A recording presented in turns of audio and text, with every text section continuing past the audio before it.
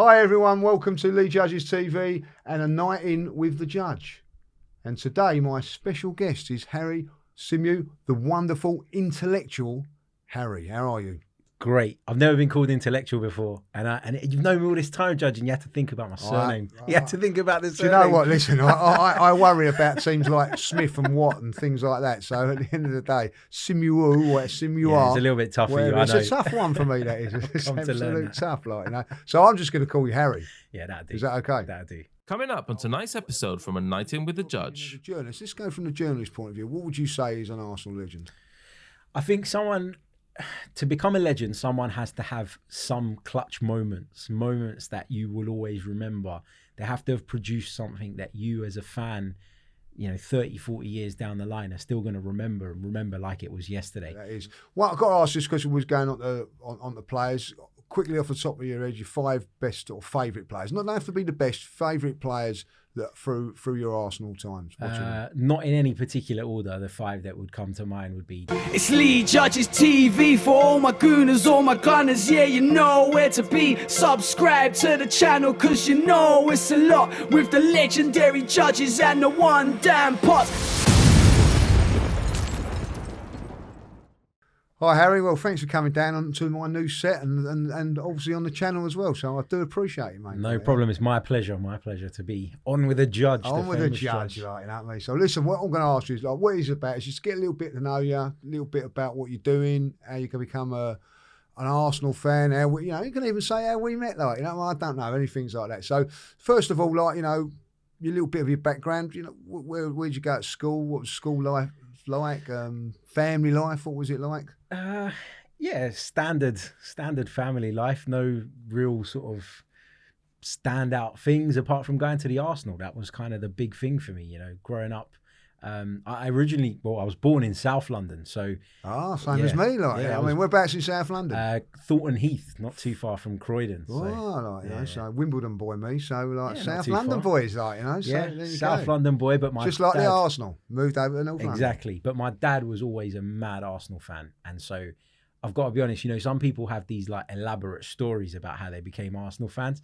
I just didn't have a choice. I was brainwashed from a very, very young age. I can remember being taken out of school when I was about 6 years old to go to a game, and because obviously we had to make the journey from South London to North London. Came out of school early, and I remember my dad, he didn't want to tell me that we were going to Arsenal because he thought I might blurt it out to the school. So he told me I had a dentist appointment. I got in the car to find out I was going to Arsenal. Do you remember that game or not? Yeah, it was the game against Borussia Mönchengladbach in the UEFA Cup. They beat us 3-2 at Highbury. And I remember Stefan Effenberg having a blinder for Borussia Mönchengladbach.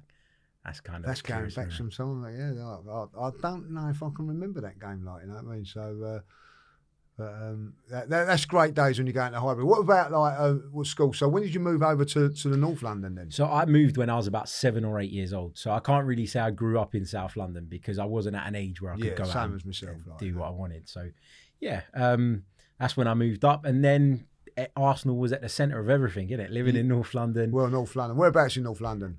So I grew up in the Winchmore Hill area, sort of close to nice, Green. Everyone says that. There's some nice places in Winchmore Hill. I'll tell you a nice cricket ground there in Winchmore Hill. There is. I'm from the poor bit of Winchmore. Right, okay, So it's just like on the concrete you used to play in the streets.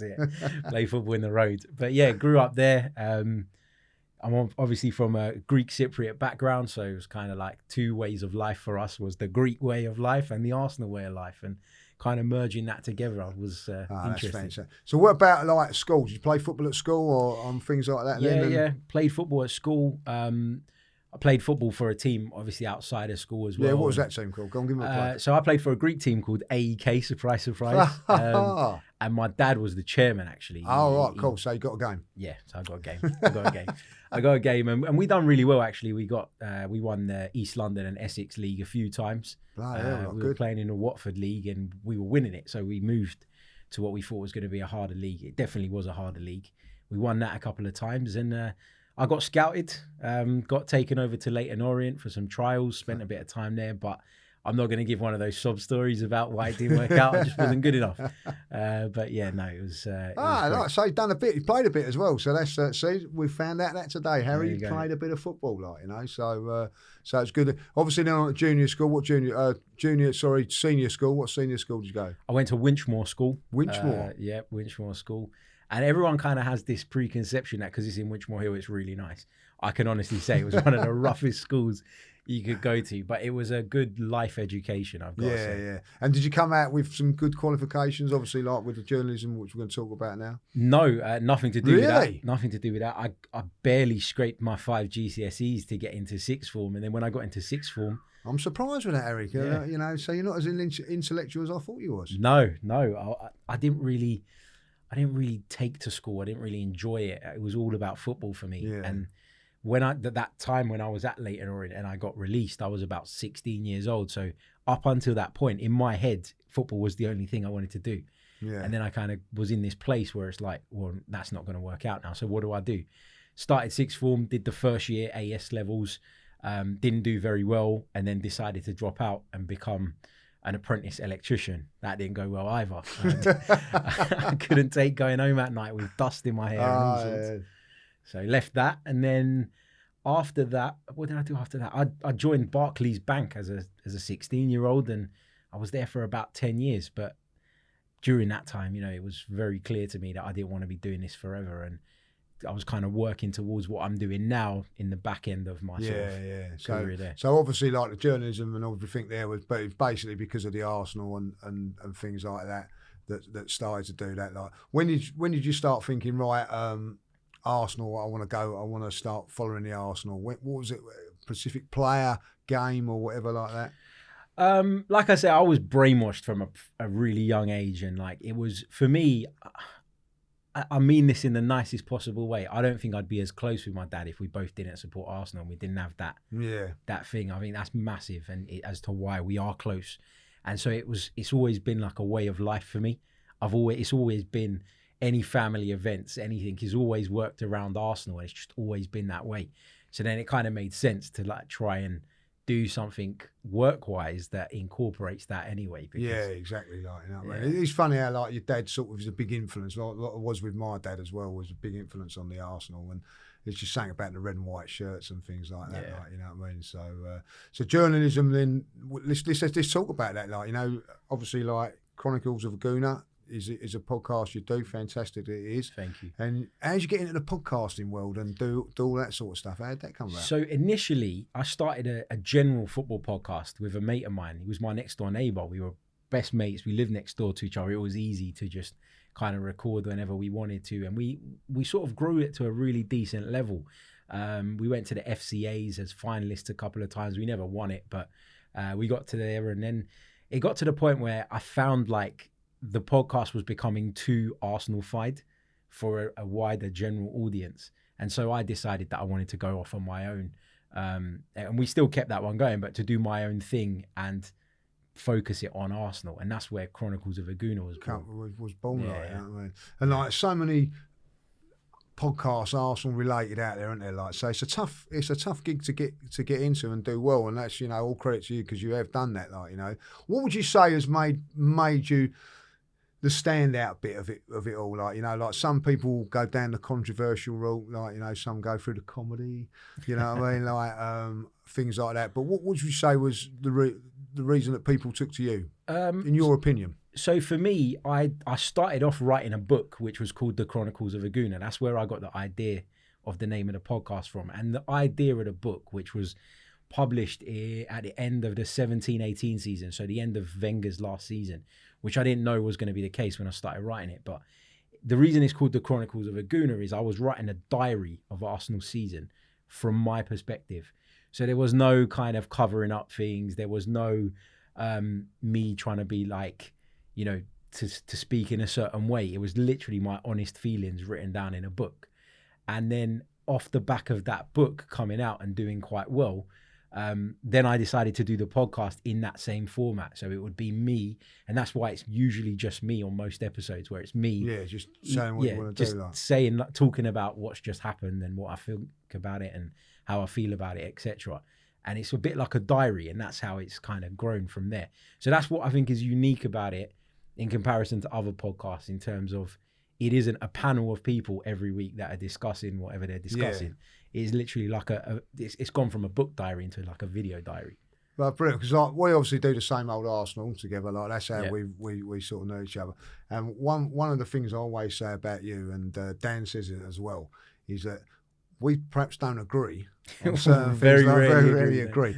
But you actually put over a point where somewhere along the line, I'm actually thinking, well, do you know what? He's right here, and I think that's a big plus for you. Like you can do that and influence people to not maybe like change their mind, but see it from a different perspective, different ways of seeing it. And I think that's always a good thing, because I've come off there thinking, well, I totally disagree with him there, but somewhere along the line, he's made me think about it. And I think that's a good trait. Yeah, I think for me, one of the things, like, I like debating about stuff, whether it's football or anything. Obviously, Arsenal's the thing I'm most passionate about, so that would be my number one. But I can listen to, and I've got time for any argument, if you're making an argument that you've thought about and there is some kind of foundation to it. What I can't take is people just going, yeah, well, this guy's rubbish. Why is he rubbish? Yeah. What is it that he does that you don't like? If you can't expand on that, then a lot of the time I can't get involved in those kind of debates. And that's why I love Same Old Arsenal. Because likewise, where you guys don't always agree with me, I don't always agree with you guys, but I can see where you're coming from.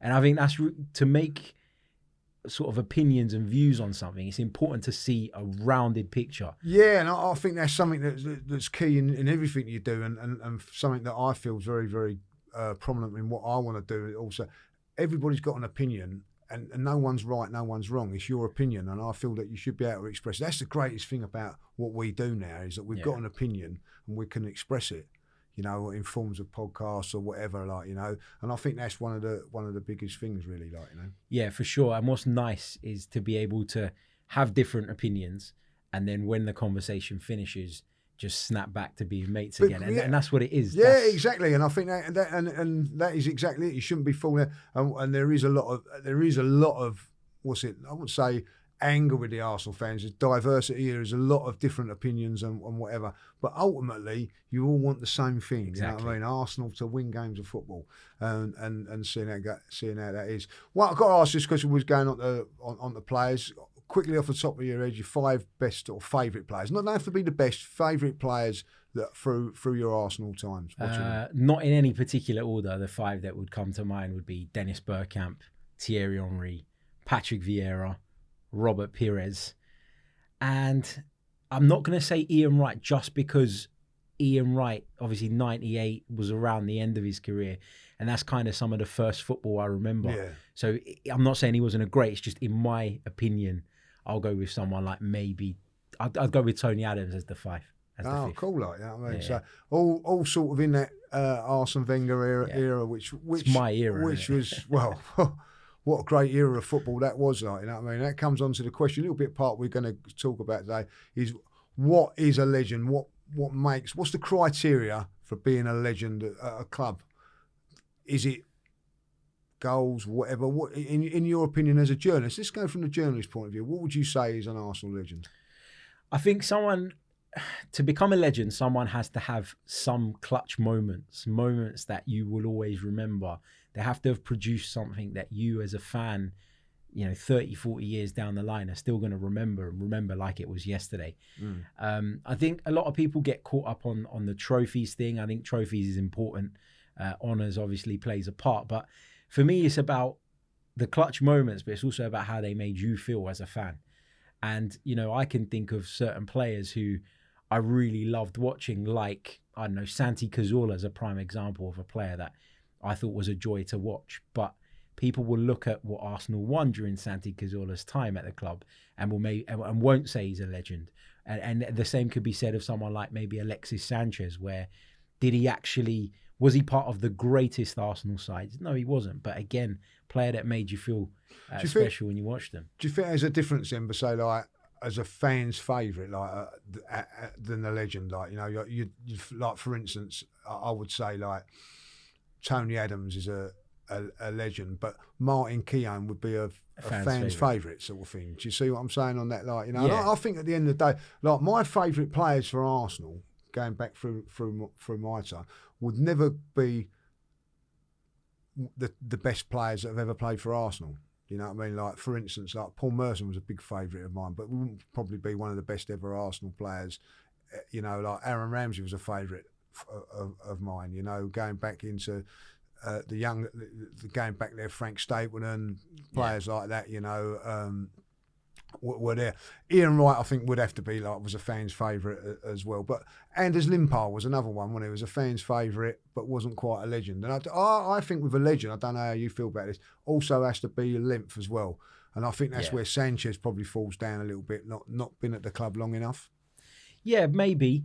And it's, again, for me, that those are the things I work it out on, the moments that I can remember. And, you know, longevity is definitely something as well that is important. But I think as a fan, it's really difficult to, there are certain players, there are Tony Adamses, there are Patrick Vieira's, Thierry Henry's that you can say are absolutely 100% club legends. But there's a lot of players that fall into that in-between bracket of a fan favourite and a legend. And depending on your view on them, your memory of them, and how they made you feel as a fan, you might have a different view on whether they're legends or kind of cult heroes. And it's tough to make that distinction. Yeah, it's a tough thing, like cult heroes. We'll have to get some names and throw it at another date and all that. I just want to talk about, you know, like legends and things like that. Highbury obviously was a, you know, legendary ground and all that. What's your take of the Emirates now? It doesn't really feel like home yet. Even now, after all these years. And I think that's largely because throughout our time at the Emirates Stadium, we've always felt that Arsenal have underachieved. And I don't think it will ever feel like home until we see Arsenal hit the heights that they did at Highbury. I'm not sure that's going to happen anytime soon. But, you know, for me, it's just different, man. I remember the first few times I went to Highbury and kind of walking up the steps and getting into where the seats are, and that first glance you get of the pitch and it feeling so amazing. And that never went away. Even if you went there 40, 50 times, it never went away. It's a different thing at the Emirates, isn't it? It's a different, going to the Emirates now to going to Highbury is a different experience. Yeah. You know, and I feel sorry for the younger generation that have not experienced that. You know, we're fortunate. We've been able to experience both. Yeah. You know, like, and I feel there is a different experience at the Emirates now, like, you know. And of course, it's a lot bigger, isn't it, and all that, like, and it is a little bit more, would you say commercial? Yeah, but I think the game has gone that way in general. I think a lot of Arsenal fans get caught up on the whole thing and they say, you know, we moved to a soulless bowl. Well, lots of clubs will upgrade on those old style stadiums. That will happen with time. The commercial side of it, the pricing of it, and all of that is obviously very different to what it was back then. But it's the game of football that's moved and changed. It's not Arsenal Football Club specifically. And I think as fans, sometimes I think we lay into the club a little bit too much about that. The reality is they had to get a bigger stadium because the club was growing. Yeah. And at the time, I don't think there was a single Arsenal fan at the time that said, building this brand new stadium where we'll be able to get 60,000 was the wrong decision. Yeah. I must admit, I was looking forward to it, if I'll be honest, because it gave me more opportunities to go to games. Exactly. Where it was a difficult, you know, after finishing my football, it was hard to get the season ticket, and you know, it was the Emirates allowed me to do that, like, you know what I mean. And obviously, you've been to the Emirates as a fan, but you've also been to the Emirates as a journalist. Yeah. And been in the press box and everything. Now, what's the difference? What would you say? like, you know, is it obviously it must be a completely different experience, but to be able to experience both of that, you're in an honoured position, really. Yeah. To be honest, I actually prefer going as a fan than as a journalist. And look, granted, I don't go to every game as a journalist. I've been lucky enough to go to a fair few, but the atmosphere is just completely different.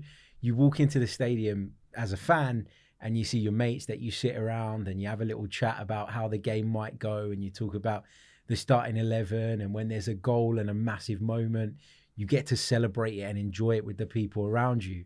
Whereas in the press box, it's work mode.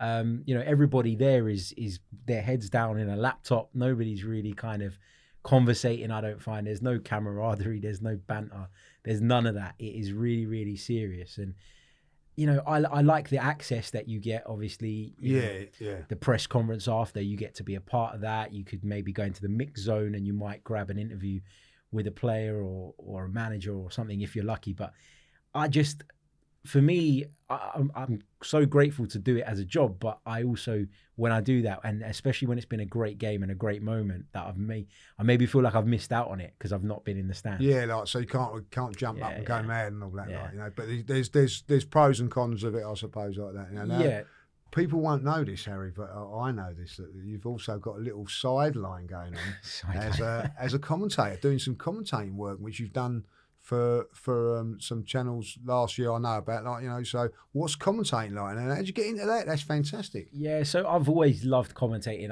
I'm one of those guys that used to sit and play FIFA or Pro with your Action Man and all that, like. Yeah, and I used to sit there with my on the PlayStation, and I used to turn the commentary off and commentate on yourself, like, yeah.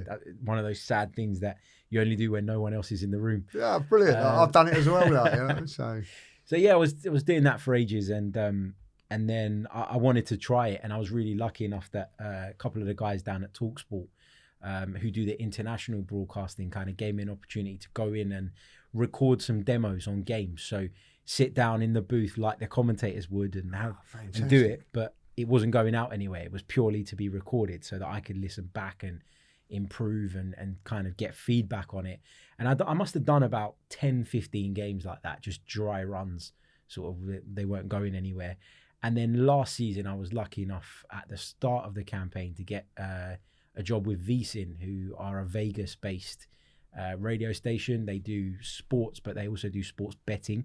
It's quite a big thing in the States at the moment. So I got on board with VSIN, and I was lucky enough to do 42 Premier League games last season. So that was an amazing experience. And yeah, hopefully it leads to more. But yeah, it's good fun. That's unbelievable. Well done, like, you know. That's great. And you know, commentating, could the BBC or Sky come knocking? This is what we got. I'd hope that happens one day, but right now I still think there are some areas that I need to brush up on, and I still want to get to that level where I'm completely happy with what I'm doing, to then maybe try and push on to something like that. But yeah, VSIN's been great because it goes out to a massive audience in America. You get told if you're not doing it right. If people don't like it, they'll let you know on social media. That's for sure. But it's also a place where football is not the main sport and it's not the main focus. And so you're kind of getting an opportunity to spread the love of football, but also it's a bit of a safer environment, I would say, to kind of make your mistakes at the beginning. Ah, fantastic. What a great thing to be doing. It's great fun. And I'm lucky to be able to do something like that for sure. Right, Harry, this is a segment now where we go court in order. All right, you're going to answer 5 questions. Before I bash the hammer down, you've got to go for 5 quick questions, and I want a quick answer before I go bang, right? Yeah. Okay. No pressure. Okay. Cool. So ready for the first one? Yeah. Yep. Let's go. Where'd you go for the first date with your wife? Pizza Express.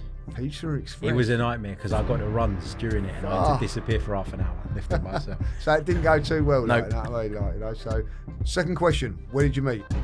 Mutual friends. We have mutual friends. So we met at a club, I think. We were out at a club one night. It was someone's birthday that we were both friends with. Did you fancy her straight away? Yes. I'll let you know. Right. Next question. Third question. Like, you know, have you ever took a girl on a date to the Arsenal? No, I haven't, but I've taken a girl on a date to a boxing match because all my mates were going. I had a date planned and I had fear of missing out, FOMO, whatever you call it. So I told my mates, grab me an extra ticket. I brought the bird with me, never saw her again. Quality. Next one's going to be like, I'm going to hit you with 2 players. You've got to tell me straight away favourite one. Okay. Bergkamp, Henry. Henry. All right, and the final question. You can relegate one between Tottenham, Chelsea, Man United. Tottenham. Well done. Well done. And it had to be them. It had to be them. Well, that comes to our time. We are finished. Have you enjoyed your time on the Judge Show? Yeah, it's been brilliant. I was a little bit starstruck, I've got to be honest, in the presence of the judge. What can I say? Listen, we've had some fun. It's been good. It's been great to know a little bit of insights. And to what you've been and everything like that. And I did like the little fire questions at the end there. I hope you did as well. Like, no pressure, it's only a bit of fun, like, you know what I mean? So we've come to an end now of the show. So thanks for watching. Don't forget, subscribe, like, do all that sort of stuff, and we'll see you in the next episode. It's Lee Judges TV for all my gooners, all my gunners. Yeah, you know where to be. Subscribe to the channel, cause you know it's a lot with the legendary judges and the one damn pot.